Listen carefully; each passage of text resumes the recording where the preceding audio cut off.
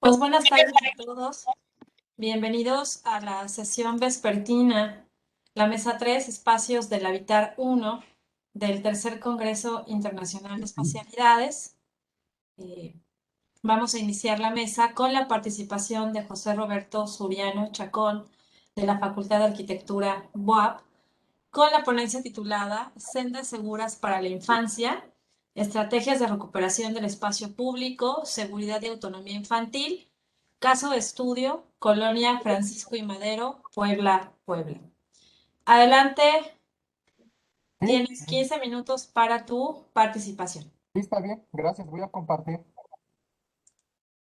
¿Me dicen si la ven? Sí, ya se ve, solo Ah, que se escucha un poco lejos. ¿Aquí se escucha bien? Sí, ahora sí. Sí. Bueno, buenas tardes. Es un trabajo de maestría que tiene continuación en el doctorado en procesos territoriales. Esta presentación se hizo de manera colaborativa con el doctor Porfirio, que es el director ahorita de la tesis que estoy llevando a cabo. Y bueno, Eh, partiendo de esto, les voy a hablar un poquito de los antecedentes de qué es el desplazamiento autónomo. Primeramente, de Jean Piaget, quien fue el pionero en el estudio del desarrollo cognitivo, en el que estudió particularmente a los individuos, pero su énfasis fue en la infancia. En su desarrollo cognitivo, él menciona que se establece en cuatro etapas. Mm, La etapa que les menciono, que para mí es la más interesante para este tema, es la preoperacional, que se lleva entre los 8 y los 12 años. Esta etapa se le conoce como la etapa de la ya, y es donde el niño establece la noción de dominar el espacio, reconoce el tamaño, las distancias, y con esto empieza a tener un poco más de sentido de su entorno. Eh, Partiendo de esto, la geografía, la disciplina de la geografía y de la geografía cultural en los años 80, en su disciplina que es la geografía de los niños, estudió esta relación con la ciudad. Partiendo de esto, definen como el desplazamiento autónomo infantil como el permiso para realizar desplazamientos autónomos de niños para viajar y jugar en espacios públicos sin la supervisión de un adulto. Quiero mencionar en este que el permiso es como algo de peronomía, es donde hay una cierta ausencia de esta autonomía de voluntad que se rige por un poder o una ley externa. En este caso, el permiso se refiere al de los progenitores. Acá hay un listado de algunos beneficios personales o de salud. Bueno, aquí hay una temporalidad histórica de diversos países que tiene que ver con la movilidad espacial de los niños. Es un estudio que se hizo a lo largo de 40 años. Como podemos ver, hay una reducción del desplazamiento autónomo. Muchos de los factores que lo determinan están en las transformaciones de las calles vecinales para convertirse en vialidades de uso prioritario vehicular, también el aumento del uso del automóvil, la percepción de miedo de los progenitores y la incorporación de nuevas tecnologías. Partiendo de esto, se hizo importante indagar en este tema porque a nivel nacional no se dispone de datos sobre la movilidad autónoma de niños. Y bueno, el objetivo de la investigación se centra en identificar el grado de autonomía de los infantes en su recorrido de la casa y la escuela y también como particulares, identificar qué medios utilizan, su percepción y establecer estrategias con los actores a corto, mediano y largo plazo. El estudio está en la colonia Francisco y Madero. Lo primero que se realizó fue a manera de manzana. Niños hay en la colonia de la edad de entre 8 y 12 años. La importancia es de esto, de ver que es en la edad en que deben de ser autónomos. Partiendo de aquí, nos pareció interesante establecer como punto de atracción la escuela primaria.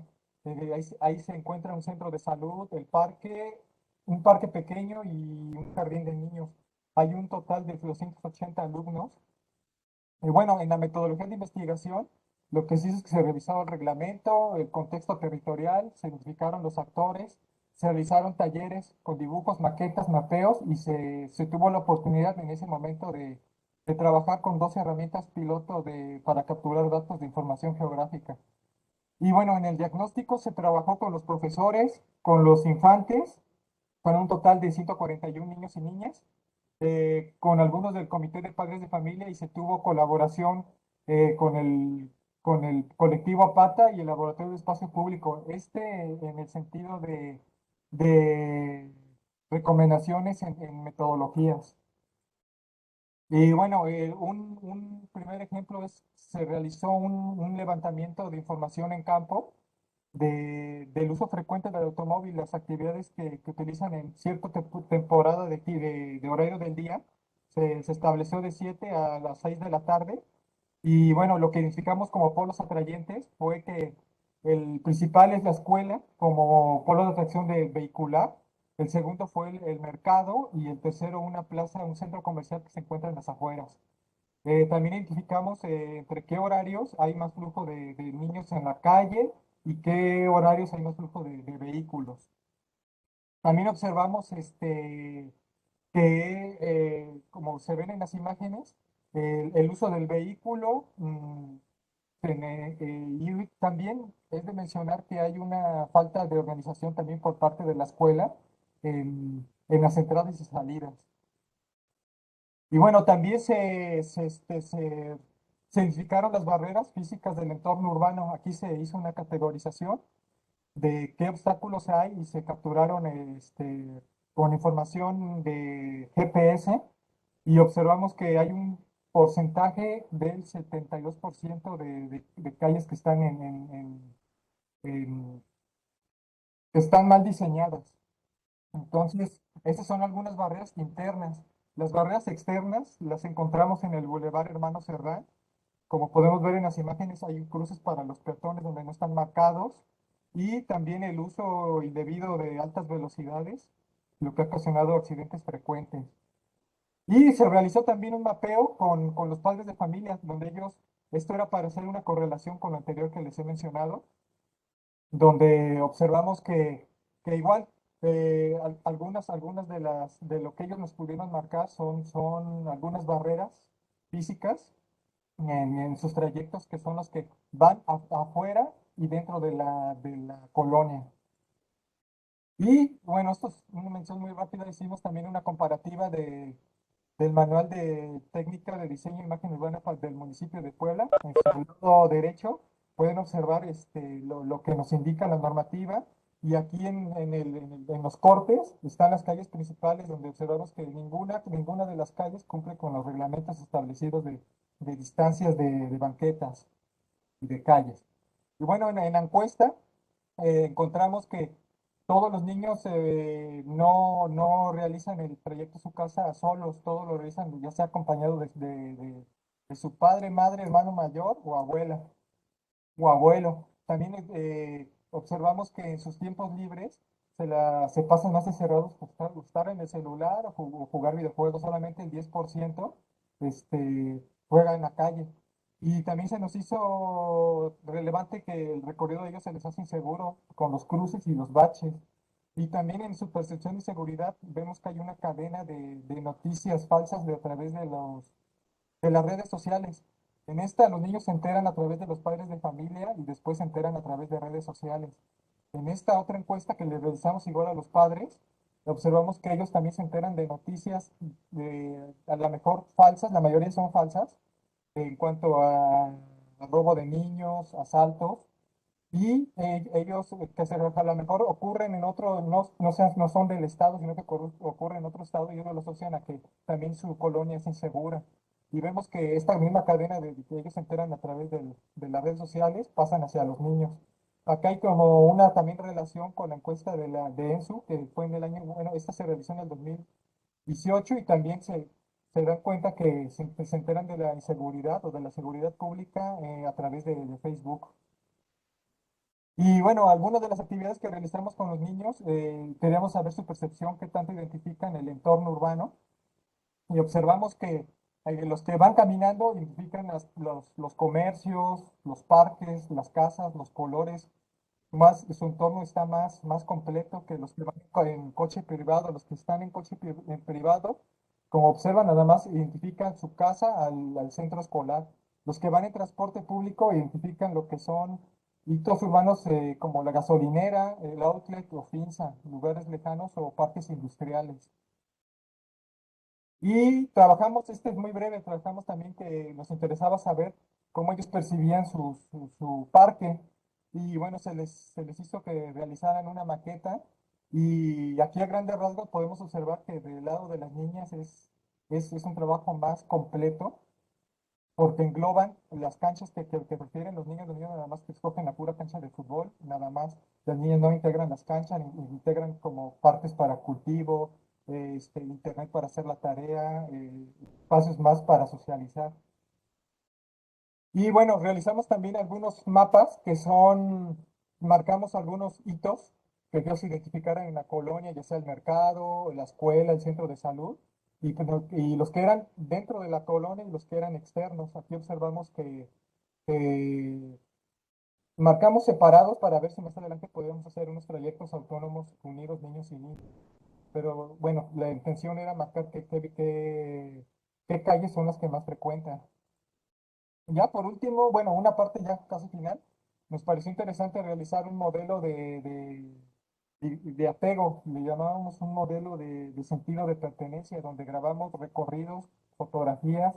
Es una parte muy técnica, donde se capturaron comportamientos peatonales, con entrevistas, con mucha información, a veces con grabaciones de voz, y desarrollamos un mapeado en donde podemos ver que los niños se mueven en diferentes partes de la colonia, y con esto lo que nos ayuda es que podemos identificar qué tipo de sendas son las que podríamos utilizar para desarrollar las estrategias a futuro. Aquí marcamos las incidencias, qué trayectos son los que más se mueven, qué calles son las más importantes. Aquí identificamos tres que son las que tienen mayor flujo o alta frecuencia de niños en el espacio público. Y bueno, esperen porque no me dejan adelantar. Ajá.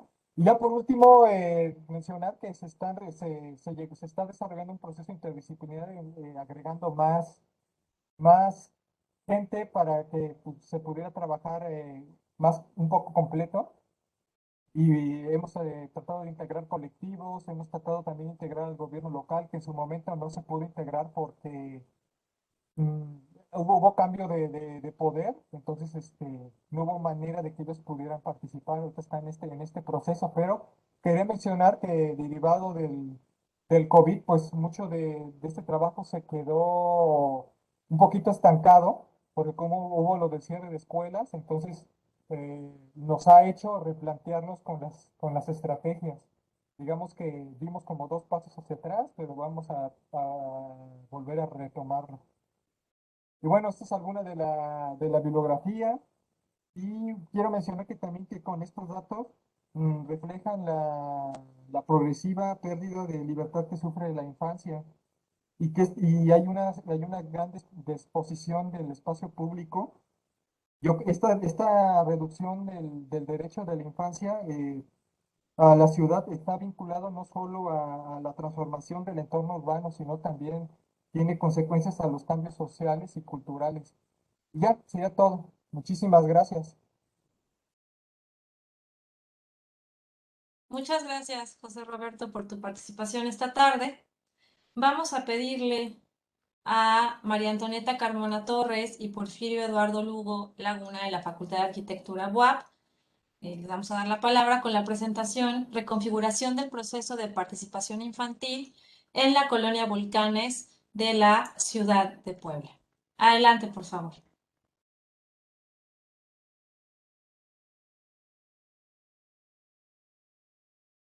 Les recuerdo que tienen 15 minutos.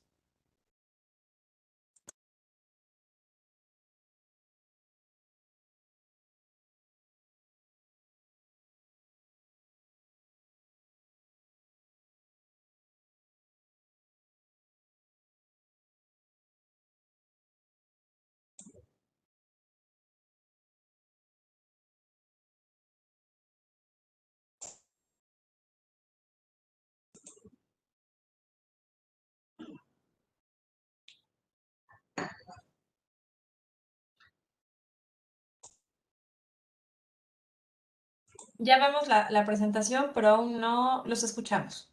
Ya, ahí está. Que tenía apagado el micrófono, perdón. Perfecto. Bueno, buena tarde. Mi nombre es Antonieta Carmona Torres. En coautoría con el doctor Eduardo Lugo, se está trabajando un tema en la maestría de la reconfiguración del proceso de la participación infantil, como caso específico en la colonia Volcanes de la ciudad de Puebla.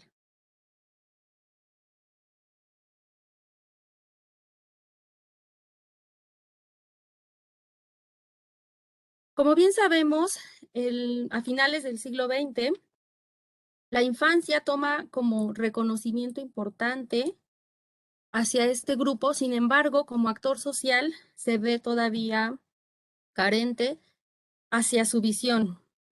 Desafortunadamente, y a pesar de que tuvimos la Convención de los Derechos del Niño ya casi 30 años, para México ha representado un proceso que reconoce que aún se les ha negado este pleno derecho a participar y ser considerados como sujetos de derecho, principalmente hacia la construcción de su ciudadanía. Situación que se ve reflejada en este esquema que nos maneja Roger Hart, la que denomina escalera de la participación.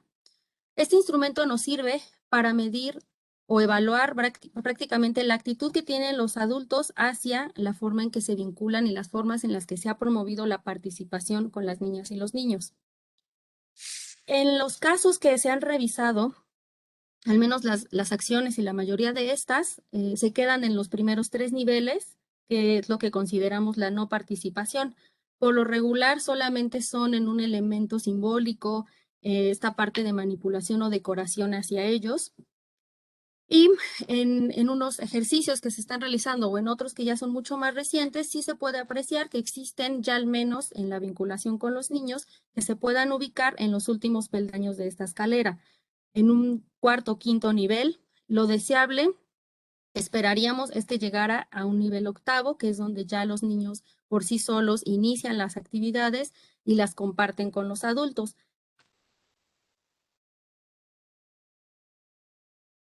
Como caso de estudio, la zona que se está trabajando se ubica al noroeste de la ciudad, a 5.4 kilómetros del centro de la capital de Puebla. Es la colonia Volcanes. Corresponde a una colonia que limita con sitios importantes como es al norte el barrio de Santiago, al sur con el Panteón Municipal y al interior de ella alberga equipamientos importantes como son la Escuela de Medicina de la UAP y el Hospital Universitario. Esto hace que en esta colonia sea considerada como un barrio universitario. También contempla 2 grandes avenidas que concentra el comercio, como es la 25 Poniente y la 31 Poniente. Una característica importante es que actualmente se ha tenido esta vinculación y acercamiento con la actual mesa directiva de esta colonia, denominada Vecinos Unidos por Volcanes. En esta, bueno, hemos tenido la oportunidad de poder colaborar y trabajar y realizar una vinculación de, digamos que de confianza con esta mesa directiva y la población de la colonia. ¿Cuál es la situación que vemos o que se ha visto presente en el tema o hablando de la participación infantil? Como una construcción social de la que deriva este concepto de infancia, depende de los ámbitos en los que ellos se desenvuelven. La familia, el entorno vecinal, la sociedad o las instituciones, ya sea en lo individual o en lo colectivo, lo que provoca que para su desarrollo y aprendizaje se vean afectados en la forma en la que a ellos se les da esa formación e información como en general. Cómo es que a pesar de ser un habitante, no es considerado en la ciudad como en ciertas formas, y también se les ha limitado a ellos que puedan desarrollar plenamente todas sus capacidades en estos mismos entornos. Es por ello que Rodrigo, uno de los niños con los que hemos trabajado en la colonia, nos dice: no sé para qué nos preguntan si hacen lo contrario. Para participar, sabemos que para hacerlo se aprende participando como una acción que debemos de aprender y hacer. En estos 4 ámbitos y como estructura medular para la investigación, se están trabajando 10 de los 54 artículos de los derechos de la Convención de los Niños. Y en cada uno, al menos agrupados en estos ámbitos importantes, vemos en letras azul y en cursiva algunos comentarios que nos fueron haciendo. Por ejemplo, en el entorno familiar, escuchamos, los niños son de papel, tú ves, escuchas y te quedas callada. En el entorno, en esas organizaciones donde se hace. Maestra María Antonieta, Se escucha cortado. si apagas tu cámara para poder optimizar la señal, por favor. Vemos cómo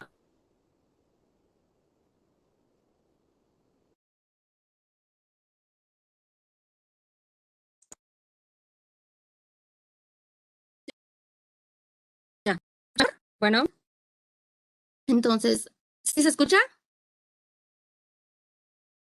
Bueno, ¿sí? En el entorno vecinal, Ahora sí se escucha bien. ¿ya? Perfecto, gracias. En el entorno familiar, vecinal, perdón, vemos cómo a los niños no los llevan a las juntas porque consideran que llevarlos a ellos les representa que puedan darles guerra o sea aburrido. En cuanto a la institución como organizaciones de la sociedad civil, ellos comentan que no se les ha dado la oportunidad de que presenten sus ideas con los adultos. Y por otra parte, las instituciones pues se ven sesgadas en cierta forma porque ellos indirectamente creen saber lo que necesitan y de esa forma atienden a los niños. Estas situaciones, al menos en estos, pues al hablar de sus derechos, es más una transgresión hacia su derecho a participar. Como marco conceptual, me baso en algunos conceptos importantes, que es la visión de esta infancia, la visión infantil, la ciudadanía, la socialización, la transgresión a estos derechos, en cuanto a espacio público, que es el espacio de encuentro donde ellos pueden socializar y vincularse, hablamos de integración social, y en cuanto a un marco legislativo, jurídico y normativa, México es un referente importante que cuenta con instrumentos de nivel internacional a nivel municipal que hablan del derecho hacia la infancia. La zona de estudio, como tal, bueno, hemos tenido un trabajo, es un proceso arduo, hablar de participación es un proceso largo, permanente y continuo, en acercamiento primero con la mesa directiva, con la colonia, empezar a generar estos lazos, escucharlos, poder valorar lo que ellos piensan y cómo están organizados, colaborar en sus mismas comisiones y poco a poco incluso generar estas intercambio de experiencias con otras colonias para saber cómo están funcionando. Para así poder generar ya acciones e intervenciones, al menos ya a este año, a partir de enero, que ya se tuvo el acercamiento con los niños, a pesar de que tuvimos la pandemia y la contingencia, sí ha habido un acercamiento con ellos, siguiendo las medidas, pero lo que nos ha permitido es poder vincular con un trabajo con los niños y para los niños. En enero del 2021 se crea este proyecto que llamamos Escape de la Pandemia, en donde se ha podido trabajar con ellos cada 15 días de manera permanente, en una salida a la calle, en una privada de la colonia.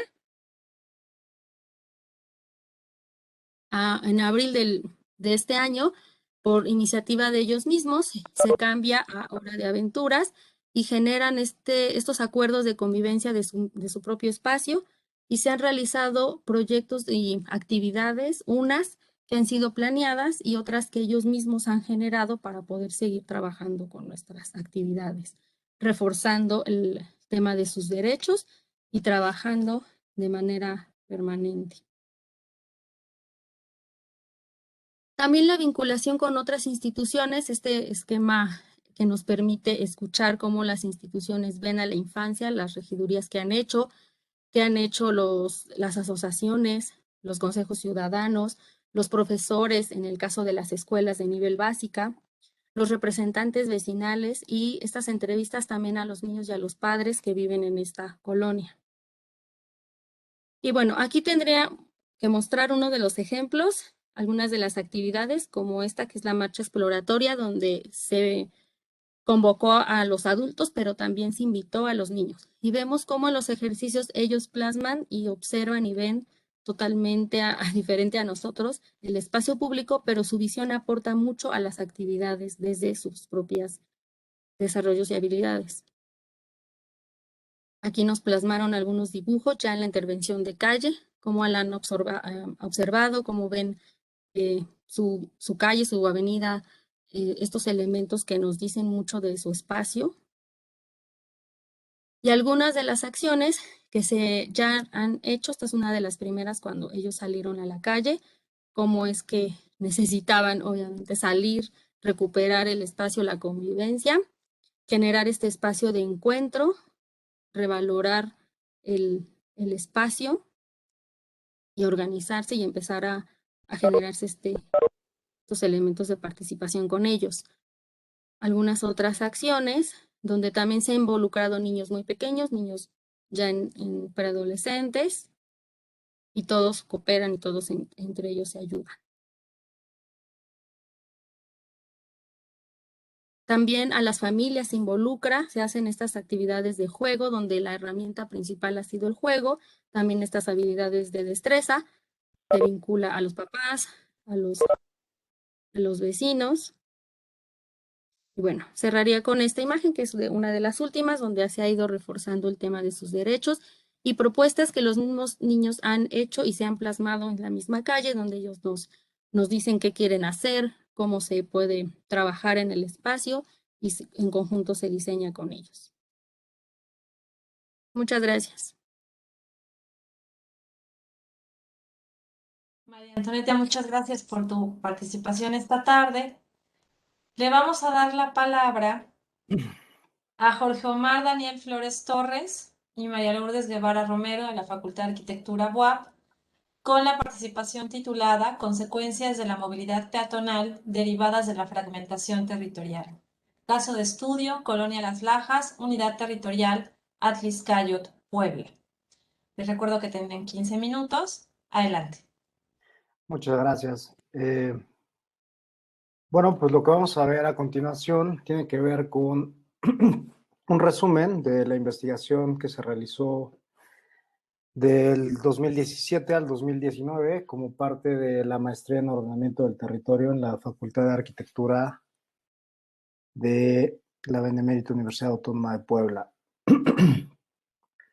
Pues bueno, muchas gracias al comité organizador por recibirnos y por dejarnos evidenciar nuestro trabajo. El trabajo se titula Consecuencias de la movilidad peatonal derivadas de la fragmentación territorial. Nuestro caso de estudio es la Colonia Las Lajas en la Unidad Territorial Atliscayot, Puebla. La doctora Lourdes Guevara Romero y un servidor, Daniel Flores, somos quienes desarrollamos esta investigación. Para no detenerme tanto en la parte de los antecedentes, pues la ciudad de Puebla, así como el país en general, vivió un proceso de urbanización a partir de 1900 a 1970, siendo particularmente entre 1940 y 1970 un proceso mucho más acelerado, de acuerdo a Mariel Raducci. Nuestra investigación o nuestra delimitación temporal abarca precisamente desde finales de los 70, donde ya hay un cambio precisamente en nuestro modelo económico a nivel internacional, con la entrada del neoliberalismo, que impacta directamente en el territorio, ¿no? Esto, ¿qué relación tendrá con nuestro caso de estudio? Bueno, es importante porque este caso en particular es uno más en donde, bueno, un caso de estudio interesante, donde la inversión privada es de las primeras veces que se conjuga con la inversión del Estado para desarrollar la planificación urbana. Bueno, entonces para no hacer más largo esta parte, en Puebla tenemos el primer plan director más o menos en 1980 y más adelante, a partir de estas dos décadas, les toma preparar el terreno para implementar en el 1993, ciertos instrumentos de política pública como el Programa de Desarrollo Regional Angelópolis, lo cual detonaría una zona de la ciudad que autores como Saskia Sasken han definido como sectores urbanos globalizados. Bueno, tenemos aquí la conformación de la Unidad Territorial Atliscayot, quizá ya lo han visto en repetidas ocasiones en es un territorio que se ha estudiado desde diferentes ángulos. En nuestro caso es importante mencionar cómo a partir de la implementación o digamos como esta parte inicial del centro comercial, se fueron desarrollando una serie de espacios colindantes que son principalmente de carácter privado. Entonces, para conectarlos, una herramienta fundamental o una estrategia sumamente importante fue la construcción de vialidades. En esta construcción de vialidades se fragmentó el territorio y algunas colonias, esta colonia que estamos hablando, Las Lajas, no es la única que padece esta problemática. Esto pertenece a un conjunto, bueno, a una línea de investigación más amplia que incluye colonias como Rinconada Sur, San Miguel La Rosa, Concepción Guadalupe, Concepción La Cruz y otras más. Por estas son por mencionar algunas. Entonces, sería importante aquí recalcar cómo la construcción de estas avenidas pues, tuvo una consecuencia no solo físico-espacial, sino también social, ¿no? La localización en nuestro caso de estudio, como ya habíamos comentado, en el país México, Ciudad de Puebla, en la zona de Angelópolis, y está el centro comercial. Siempre vamos a encontrar estas delimitaciones muy marcadas por vialidades, corredores urbanos de alto impacto. Las Lajas es una colonia que, a pesar de ser relativamente pequeña en extensión, presenta ciertas características que era importante estudiar.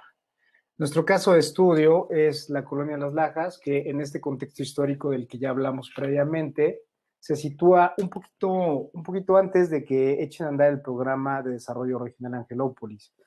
Ya en este cambio de los 80 a los 90, este territorio era la periferia de la ciudad, estaba fuera de los límites. Entonces, muchos habitantes se van en esta parte, terrenos ejidales, y entonces se sabe a voces que el gobierno ya va a expropiar esos territorios. Entonces lo que hacen es que construyen casas para evitar esa expropiación, ¿no? Ya más tarde, casi una década y media después, les toma regularizar sus terrenos, ¿no? Entonces, justo esta barda que vamos a ver más adelante, que en este momento no se aprecia con claridad, pero en estas fotos lo veremos con claridad, divide o fragmenta las colonias de Las Lajas con San José Vista Hermosa, que se encuentra al norte de en la parte norte de este territorio. Una colonia de alrededor de 500 habitantes, una superficie de 5.4 hectáreas, está compuesta por una serie de calles y privadas, que son la calle 15, 17, 18 y 20. Tiene una traza reticular, uso de suelo residencial, espacio público recreativo. Existe una condición de barreras alrededor de toda la colonia, es decir, la movilidad peatonal y la movilidad en general es limitada. Existe un único paso peatonal entre las colonias y en este momento experimenta un proceso de gentrificación. ¿Cuál es el problema de investigación o el problema que estuvimos abordando? Es que a partir del implemento de los instrumentos de planeación como el Programa de Desarrollo Regional Angelópolis, se expropiaron 1,081 hectáreas, lo cual provocó la dotación de infraestructura vial y ocasionó una fragmentación territorial o fragmentación socioterritorial. O podríamos hablar de fragmentación territorial y además segregación socioespacial. El problema real, lo que es evidente, podríamos hablar de qué ha provocado para los habitantes, pues que tengan que realizar grandes recorridos, calles cerradas ante la delincuencia, lo que provoca recorridos más largos, mal estado de las banquetas, una constante en toda la ciudad y lo que comentaba, una serie de barreras que van delimitando a toda la colonia en general.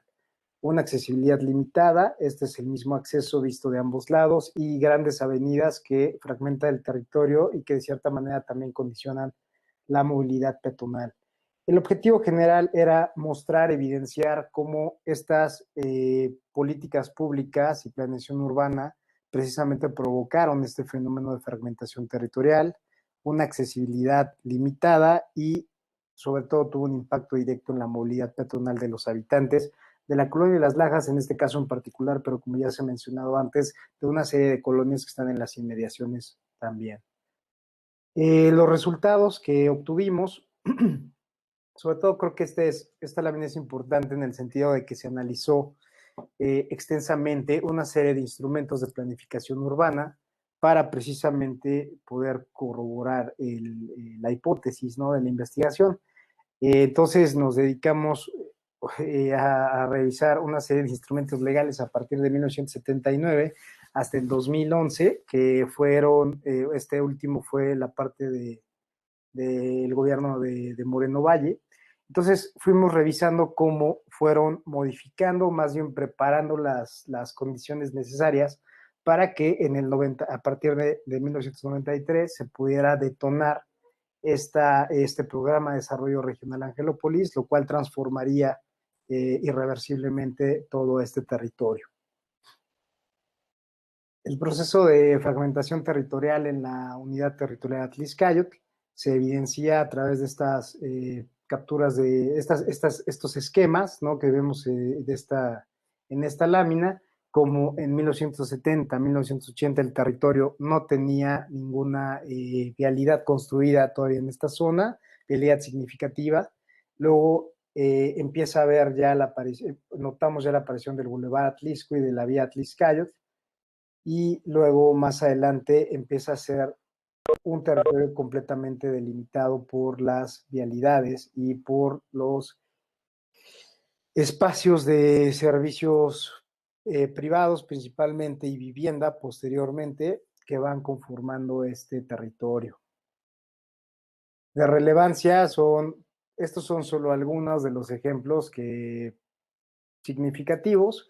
Se hicieron una serie de recorridos peatonales a través de la utilización de diversas aplicaciones que nos permitieron, y en conjunto con la participación de los habitantes, que nos hicieron el grandísimo favor de permitirnos acompañarlos en sus recorridos cotidianos peatonales para poder tomar la distancia y el tiempo de estos recorridos, ¿no? Entonces tomamos a paradas de transporte público, a centros comerciales, abastecimiento de la tiendita, etcétera, ¿no? O sea, los recorridos que normalmente los habitantes harían, ¿no? Y entonces, bueno, sacamos un tabulador.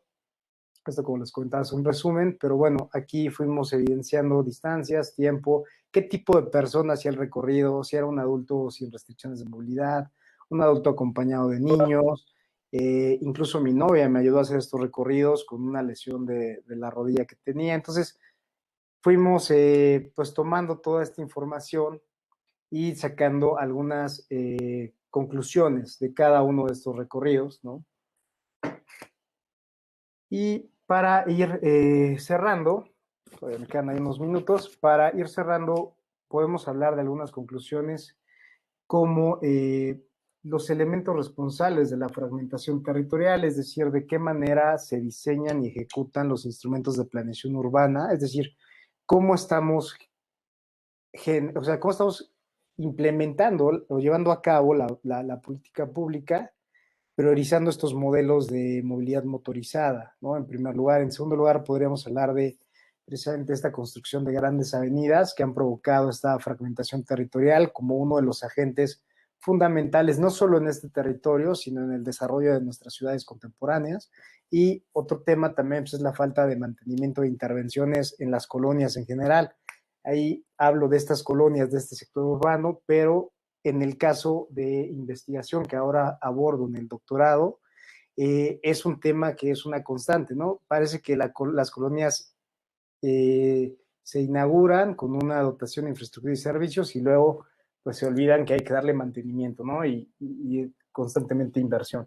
Algunas recomendaciones es, pues, sobre todo, más allá del primer punto, me centraré en ¿qué papel tiene la participación ciudadana en el desarrollo y aplicación de la política pública territorial? Y bueno, la otra era que en verdad pues tomáramos en cuenta o empezamos más allá de este tema de inmobiliario, ¿no? Que lamentablemente condiciona el desarrollo territorial de una manera bastante preocupante, de qué manera podemos incidir a través de estos estudios de investigación para que en realidad la planificación y las políticas públicas, que son los lineamientos, pues vayan en el sentido de realmente mejorar las condiciones de vida de los habitantes.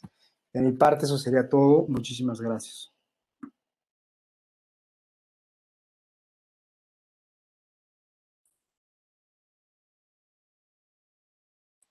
Muchas gracias por tu participación esta tarde, también por el respeto que han tenido todos los ponentes a los tiempos. Vamos a dar paso a que el doctor Carlos Montero ya está listo.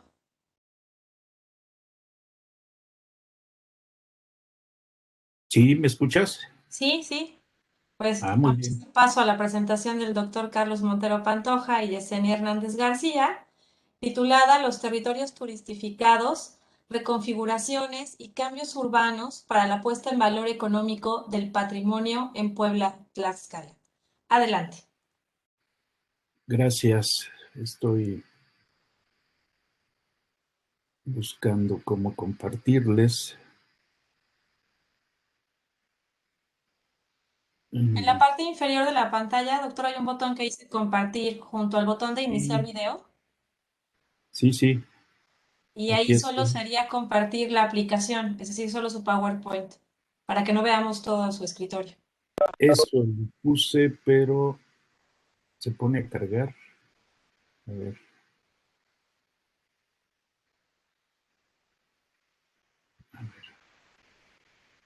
No.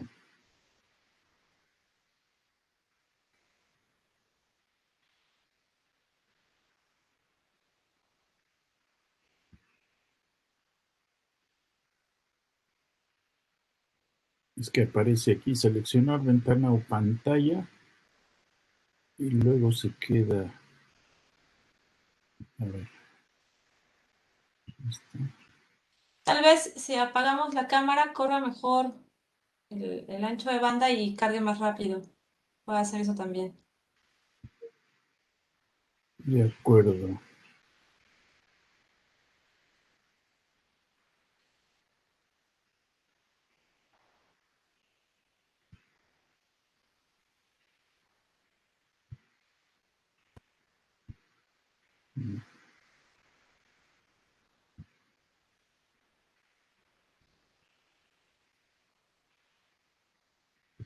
Pues no quiere. A ver, bueno, lo hago sin una última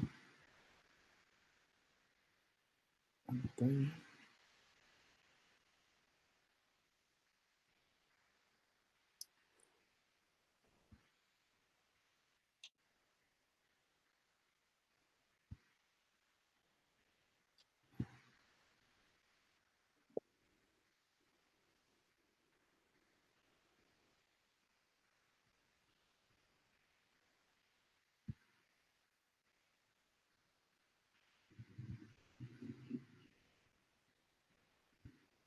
No, bueno, pues tendrá que ser sin imagen. Una disculpa. No se preocupe, doctor, si quiere prender su cámara. Sí, voy a prender la cámara. Ya. Quedó atorado esto. Quizá mi internet es el que no está bien. Ok, bien. Mi ponencia tiene con objeto exponer a ustedes cómo el patrimonio se pone en valor, entrecomillado, para patrimonializar los lugares que tenemos en el territorio de Puebla, Tlaxcala, y cómo el sentido de la conservación en realidad va con la visión económica, es decir, para colocar al patrimonio como mercancía en el mercado del turismo particularmente. Entonces, en esa idea es que tenemos la intención de mostrar a ustedes, bueno, en este caso no mostrar, sino exponer a ustedes el asunto de los patrimonios que tenemos en este territorio, en donde la ciudad de Puebla es dominante es la centralidad de mayor importancia en este territorio, concentra fundamentalmente servicios, equipamientos y todas las poblaciones del entorno, no solo la parte de Tlaxcala por el norte, sino por el sur, ya va más allá de Atlisco, la ramificación de otras centralidades, pequeñas centralidades, que construyen una red y al mismo tiempo un árbol con satélites que tienen una función similar a la de Puebla, pero en otra escala, desde luego mucho más pequeña. Esto hace que Puebla se coloque físicamente en el centro de este territorio, pero al mismo tiempo un centro concentrador de servicios y equipamientos, no solo para la vida cotidiana, sino particularmente de aquellos que tienen que ver con el turismo. Y es aquí donde empieza esta simbiosis entre el elemento patrimonializado y su uso como mercancía en el ámbito del turismo. Para ello, en esta visión metropolitana, se ha tomado a otras poblaciones como Cholula, que históricamente ha tenido un peso importantísimo en el territorio, para que la imagen incluso de Cholula sea de alguna manera representativa para el concepto Puebla. Si ustedes revisan las páginas de turismo, con mucha frecuencia aparece esa clásica fotografía de la pirámide del Tlachihualtépetl con la iglesia de los Remedios en la cúspide y al fondo el volcán Popocatépetl. Y eso nos habla precisamente de cómo se sacraliza a un elemento que culturalmente pertenece a otro territorio, pero que Puebla se lo apropia para hacer el marketing del patrimonio que pone en el mercado. De esa manera, pues encontramos elementos básicos conocidos por todos nosotros, pero que no le hemos dado la dimensión que todo ello tiene.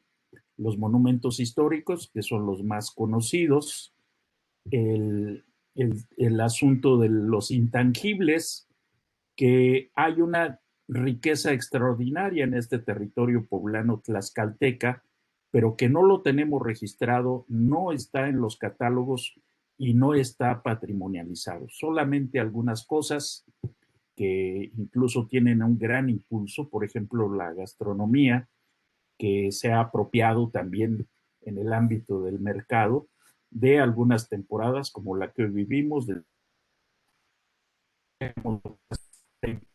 Y la verdad es que la riqueza de platillos de Puebla no es comparable con lo que se pone en el mercado del turismo. Para el turismo son unos 10 platillos aproximadamente de la riqueza cultural que tiene nuestra gastronomía.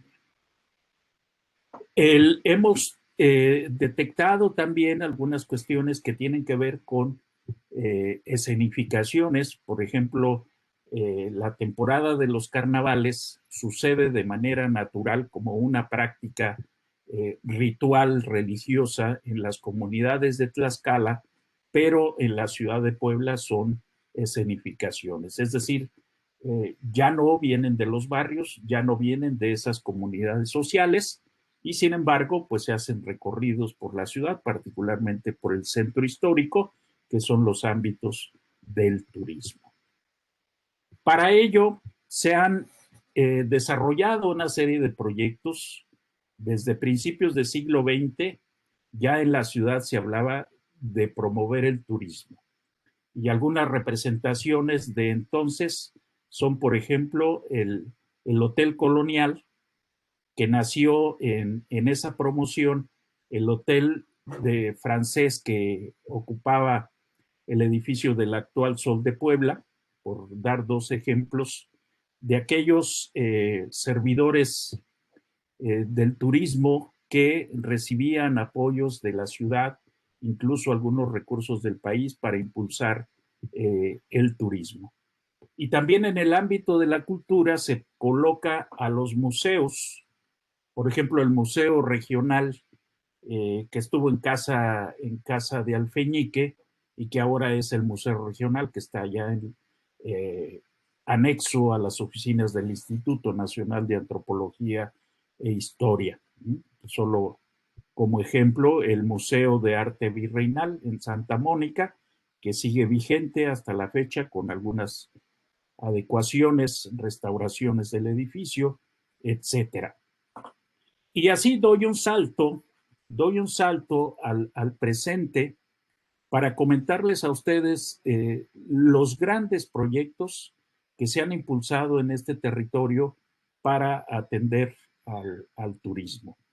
Y poniendo, claro, por delante los viejos monumentos, la catedral entre ellos, la capilla del Rosario, el Zócalo de la ciudad, el mercado Guadalupe Victoria, el Palacio Municipal, la iglesia de San Francisco, entre otros. Pero al mismo tiempo surgen otros atractivos para esta actividad. En un tiempo, African tuvo un papel destacado que hacía que el turista pasara por Puebla antes de ir a su lugar cercano a la presa de Valsequillo. Pero con la construcción del periférico, entonces los visitantes que nos llegan de la Ciudad de México y de Tlaxcala, pues empezaron a usar al periférico y ya no entrar directamente a la ciudad para visitar este lugar, que también la propia presa tuvo una etapa importante como atractivo turístico y como lugar de la segunda residencia con carácter recreativo para muchos poblanos. Desgraciadamente la contaminación los ha hecho huir de ahí, de ese sitio, y pues mientras eso siga contaminado será difícil poder volver a potenciar ese lugar. Tenemos el megaproyecto Angelópolis, que ya fue mencionado, un proyecto de gran envergadura que pretendía realizar una intervención en 27 manzanas de un proyecto que tenía una franja que iba desde la 18 Oriente hasta la 11 Oriente y las dos márgenes de lo que fue el río, es decir, los barrios por el lado oriente y la traza por el lado poniente. Esa hilera de manzanas de uno y otro lado, pues eran la atención. Se pretendía en aquel entonces, y lo recuerdo porque tal parece que el gobernador Moreno Valle retomó ideas de este proyecto, se pretendía construir un lago y un teleférico. Y si ustedes trasladan ahora ese conocimiento al presente, el gobernador Moreno Valle construyó un lago cerca del estadio en la parte baja de Los Fuertes, del estadio Ignacio Zaragoza, y construyó un teleférico como de 1 kilómetro, ¿no? Si se hubiera construido aquel que se proyectó con el megaproyecto Angelópolis, quizá hubiera tenido sentido como teleférico. Una zona comercial que al final fue lo que se hizo, no con aquella envergadura, porque esta zona comercial tendría hoteles en ese sector y al final no se realizaron esos hoteles y los terrenos vacantes que ustedes pueden ver aún ahora estaban destinados para ese tipo de hoteles. Al final, San Francisco pues no fue el gran proyecto en el centro histórico. Y la otra parte es que el bulevar iba a ser un río, con la idea de rescatar el río sin saber que ese río se alimentaba de los escurrimientos de la Malinche y que las obras para entubarlo pues cancelaron los escurrimientos, los desviaron a otro sitio, por tanto nunca tendría agua, al menos de manera natural. Eso por mencionar este proyecto y la modernización en la zona de Angelópolis, que ya se ha mencionado, que tenía otra intención vinculada a la modernidad de Puebla, a esa visión de una ciudad diferente que compitiera también con esa idea de modernidad.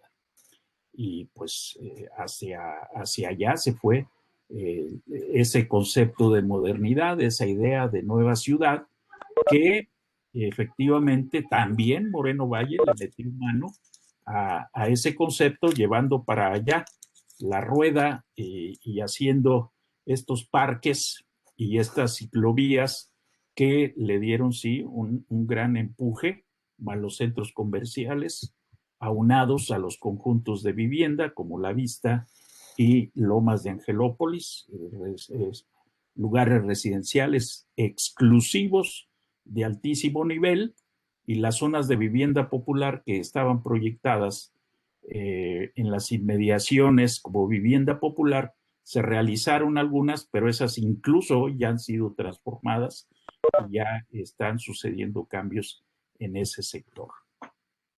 Luego han venido otra serie de proyectos muy pequeños, como el de la Ciudad del Saber, en el cual tuvimos la posibilidad de trabajar. Incluso Laura, Gaby trabajaron, el doctor Lincona, desde luego, haciendo el estudio de una de las sendas que nos interesaba, y hicieron trabajos etnográficos, lo tienen publicado y vale la pena consultarlo. Con la Ciudad del Saber trabajamos el espacio público con el proyecto de sendas y espacios de encuentro, y debo decir que fue un ejercicio interesante porque todo lo hicimos desde la universidad y el ayuntamiento nos ayudó a hacerlo, a llevarlo a ejecución, y no se ejecutó desde luego como nosotros lo planteamos, pero algo se hizo. Buena, para nosotros fue una gran experiencia. ¿Qué? Sí, perdón. ¿Dice que tú? En la cama, creo. Perdón. Voy a pedir a los participantes que Ahora. cierren sus micrófonos, por ¿Dónde está favor. la cobija? ¿No está? Adelante, doctor, puede continuar.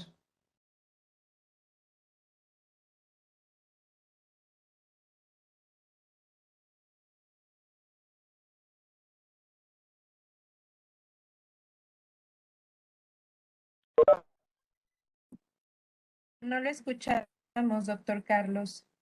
Doctor, no sé si su micrófono lo cerró usted, porque no lo alcanzamos a escuchar.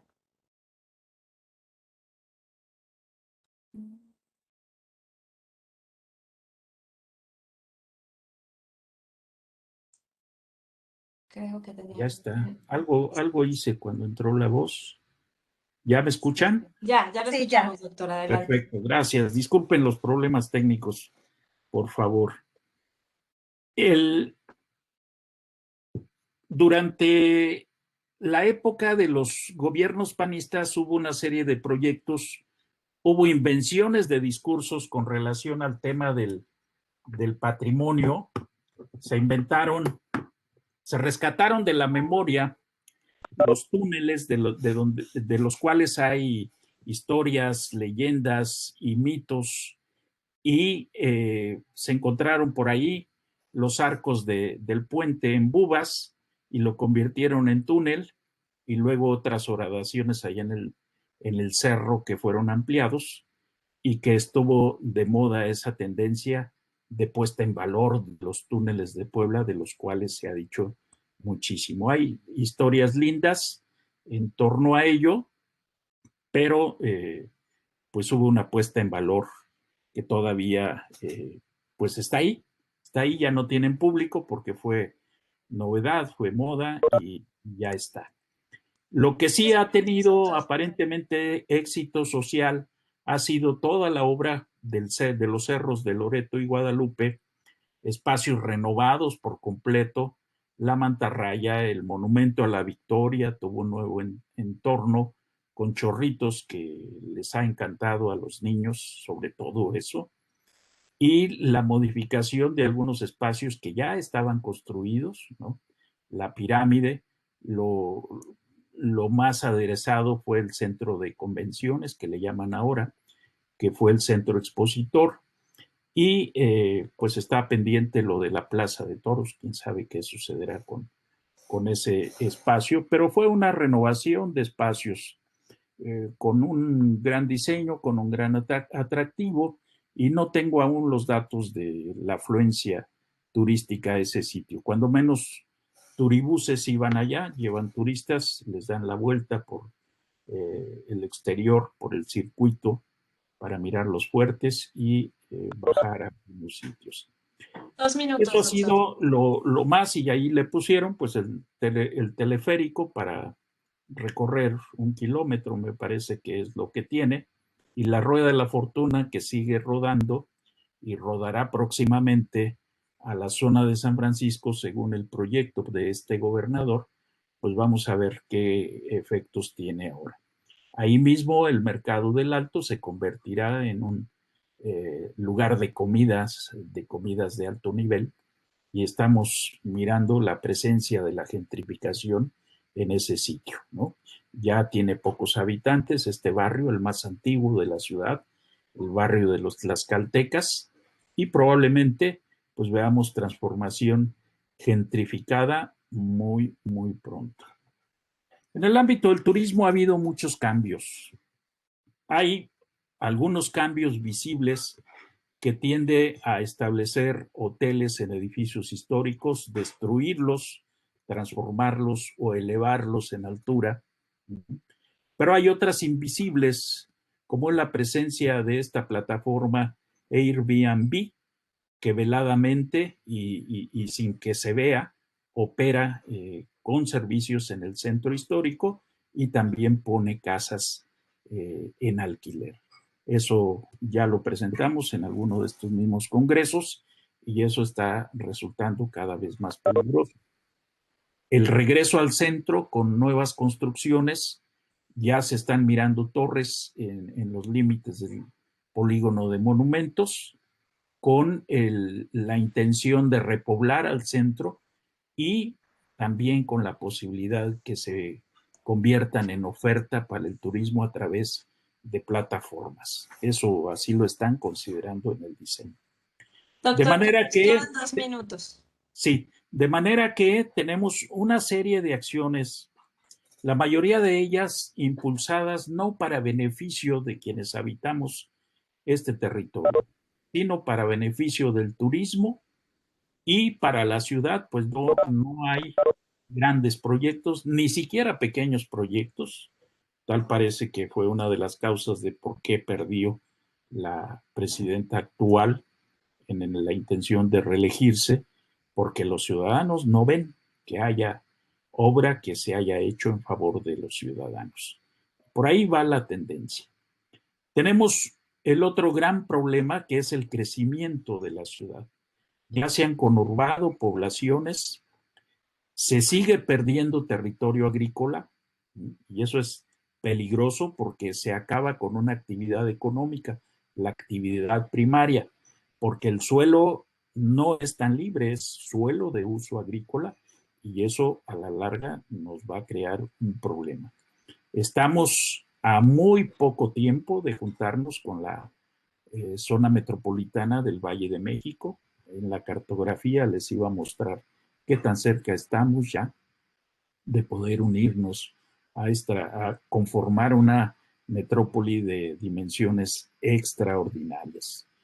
Tenemos que seguir trabajando, pero exponer propuestas vinculadas y alternativas a lo que se desarrolla. La pandemia nos ha dado una oportunidad de replantear, de evaluar, claro, lo que se ha hecho y lo que debemos hacer. Hay ya personajes que plantean que la pandemia pues tiene su origen claro en un bicho, pero hay otros problemas en la ciudad, la falta de servicios. ¿Cómo se puede recomendar lavar las manos con cierta frecuencia cuando hay muchísimos lugares urbanos que no tienen agua, ¿no? Entonces, bueno, por ahí va esta cuestión. Es una lástima que no les hubiera podido mostrar imágenes, siempre es mucho más claro acompañar el discurso con la imagen, y por lo cual ofrezco una disculpa. Muchas gracias.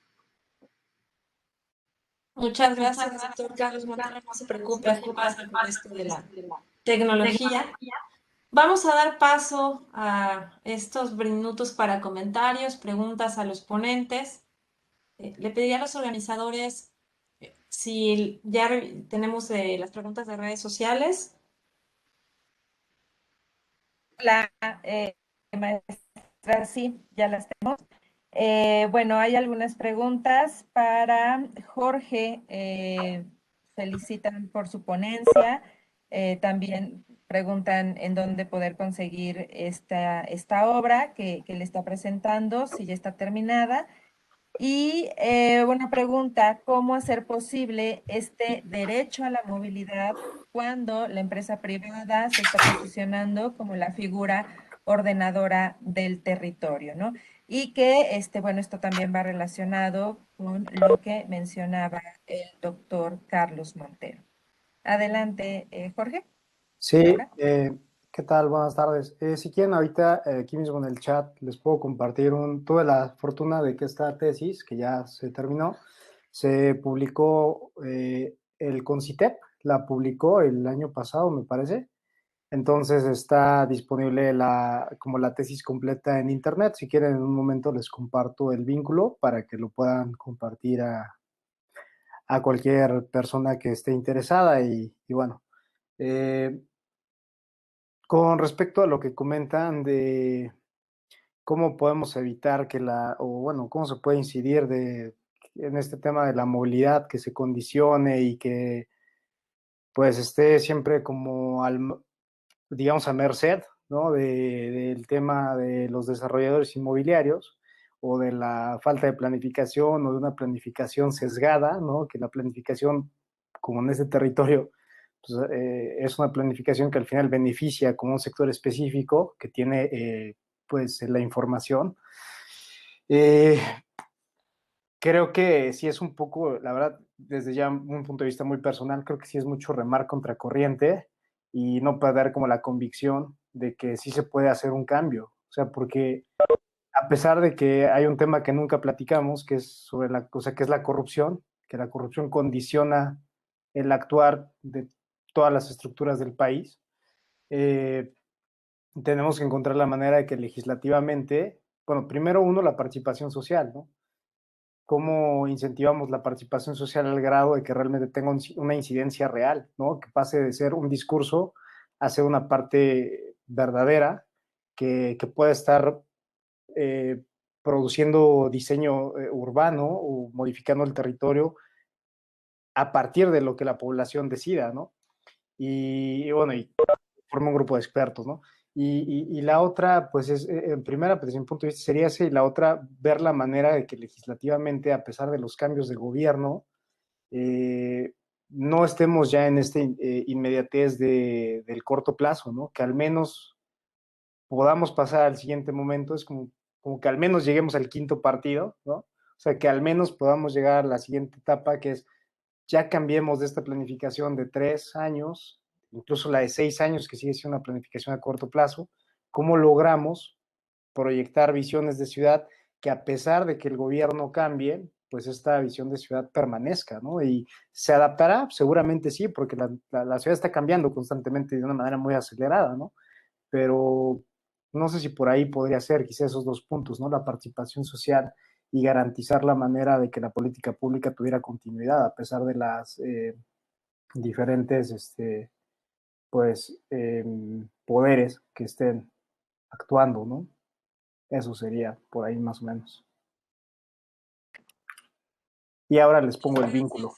¿Sí? Daniel, por compartir el vínculo y por tu respuesta. Tenemos una pregunta para el doctor Montero de Miguel Mora. ¿Cuál es el peligro de que las plataformas ofrezcan cuartos en alquiler del centro histórico? Sí.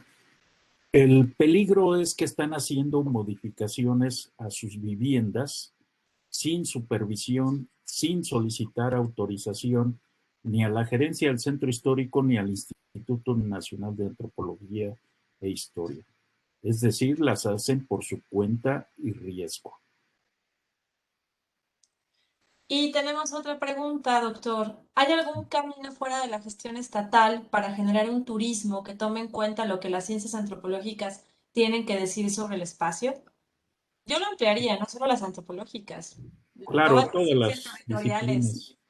Sí lo hay, sí lo hay. Están los emprendimientos personales o de grupo.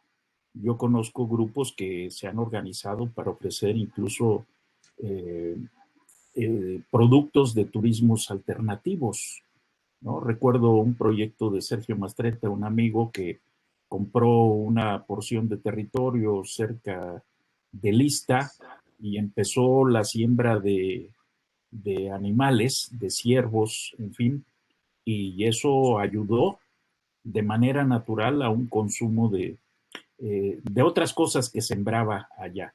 No sé si con los animales llegó después a matanzas de esos para algún producto cárnico, pero al menos de vegetales sembraban cosas que luego distribuían entre los amigos que comprábamos una buena despensa de frutas y verduras, ¿no? Entonces es un modelo, es un ejemplo. El otro son las cooperativas. Las cooperativas en Europa han tenido mucho éxito para emprendimientos también con proyectos alternativos de turismo. Entrar por la vía institucional o por vía de los promotores privados, ya lo saben ustedes, la única opción es ser servidor o servidumbre, dicho de manera más cruel, ¿no? Entonces, eso es lo que les puedo comentar.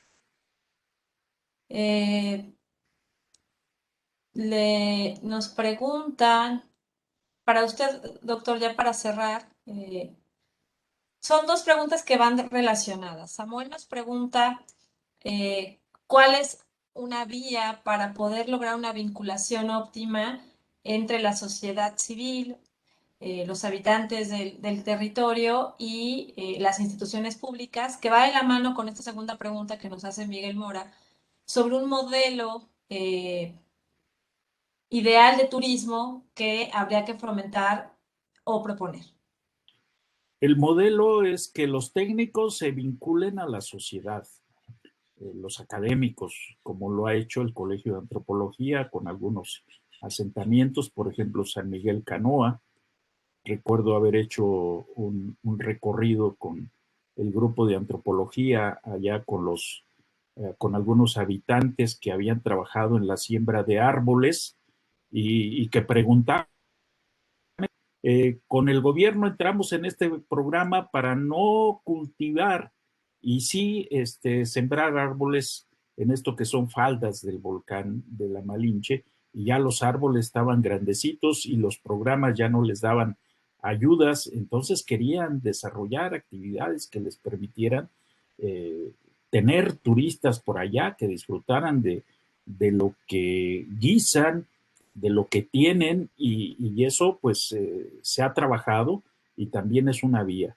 Es decir, trabajar con la comunidad. Las comunidades tienen muchas necesidades, tienen problemas, y la necesidad primaria de tener un ingreso, pues eso como actividad económica hay que activarla, hay que fomentar, y vaya que los académicos y los técnicos y los especialistas tenemos las herramientas para ello. Hay que ir ahí, hay que ir a las comunidades. Muchas gracias, doctor. Pues si ya no hay más preguntas, damos por cerrada la mesa 3, espacios del Habitar 1. Dime, Mariana. Podemos rápido tal vez para José Roberto Suriano y para Antonieta. Sí, Bueno, sí. los felicitan, qué padre, ¿no? Trabajar con niños, que es un grupo social con el que no solemos trabajar mucho. Y bueno, a ambos les preguntan ellos qué piensan respecto a si el derecho a la ciudad, que es un tema que hemos venido hablando a lo largo del Congreso, comenzaría por los niños. A lo mejor de manera muy breve, ambos. Gracias, Laura. ¿De qué? Adelante. José Roberto, ¿sí estás todavía conectado? Sí, disculpe, no escuché la pregunta, ¿me la puede repetir? Si consideran que el derecho a la ciudad, que es un tema que se ha estado mencionando a lo largo de la jornada, tendría o podría comenzar por los niños con este trabajo que ustedes han estado haciendo? Yo de manera breve diría que sí, es esencial contar con la participación de los niños, tomarlos en cuenta como parte integral de la ciudad y construir espacios seguros. Me parece que ellos sí serían un pilar muy importante. Gracias, José Roberto. María Antonieta. Sí, es algo como importante que se deban de considerar porque ellos también forman parte de nuestra ciudad y son igual ciudadanos, quizás no con las mismas responsabilidades, pero sí forman parte en esta construcción y su visión hacia la ciudad es igual de valiosa porque nos aportan otras perspectivas de ver la ciudad y vivirla. Entonces sí deben de ser integrados en la medida de sus capacidades y ajustando muchos a estos ejercicios hacia ellos, ¿no? La forma en que los interpretamos y les acercamos la información es como la principal vía para empezar a sumarlos a nuestra propia ciudad y a nosotros como adultos, pues nos corresponde hacerlo. Pues muchas gracias por sus respuestas. Ahora sí, daremos por concluida la mesa 3, Espacios del Habitar 1.